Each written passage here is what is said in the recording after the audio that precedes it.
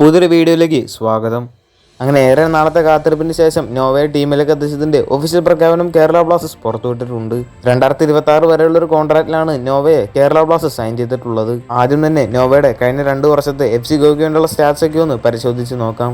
54 മത്സരങ്ങൾ നോവ കളിച്ചിട്ടുണ്ട്. അതിൽ 29 ഗോളുകളും 16 അസിസ്റ്റുകളുമാണ് നോവയുടെ പേരിലുള്ളത്.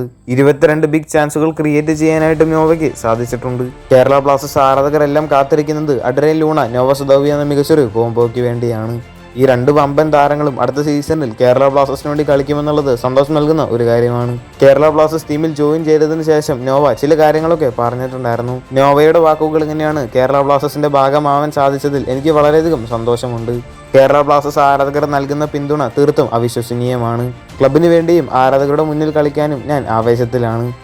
അടുത്ത സീസണിൽ ടീമിന് മികച്ച നേട്ടങ്ങൾ നേടാൻ സാധിക്കുമെന്നും നോവ കൂട്ടിച്ചേർത്തു. കഴിഞ്ഞുപോയ 2 സീസണിലും FC ഗോവയ്ക്ക് വേണ്ടി മികച്ച പ്രകടനമായിരുന്നു നോവ സുദാവി കാഴ്ചവെച്ചിരുന്നത്. നോവ കേരള ബ്ലാസ്റ്റേഴ്സിന് വേണ്ടി കളിക്കുന്നത് കാണാൻ വേണ്ടി തീർത്തും ആകാംക്ഷയിലാണ് ബ്ലാസ്റ്റേഴ്സ് ആരാധകർ.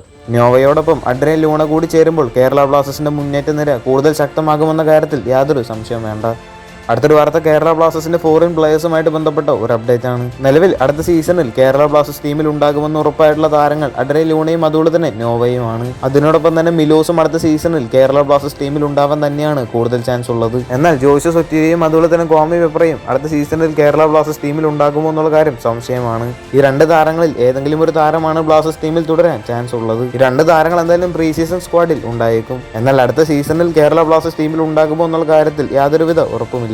കൂടുതൽ അപ്ഡേറ്റുകൾ ലഭിക്കുകയാണെങ്കിൽ തീർച്ചയായിട്ടും വീഡിയോ ചെയ്യുന്നതായിരിക്കും. കൂടുതൽ ISLുമായിട്ടും കേരള ബ്ലാസ്റ്റേഴ്സുമായിട്ട് ബന്ധപ്പെട്ട വാർത്തകളൊക്കെ അറിഞ്ഞായിട്ട് ചാനൽ സബ്സ്ക്രൈബ് ചെയ്യുക. അടുത്തുള്ള ബെല്ലൈക്കൺ ഓപ്ഷൻ എനേബിൾ ചെയ്യാൻ മറക്കരുത്. അടുത്തൊരു വീഡിയോ ആയിട്ട് നമുക്ക് വീണ്ടും കാണാം.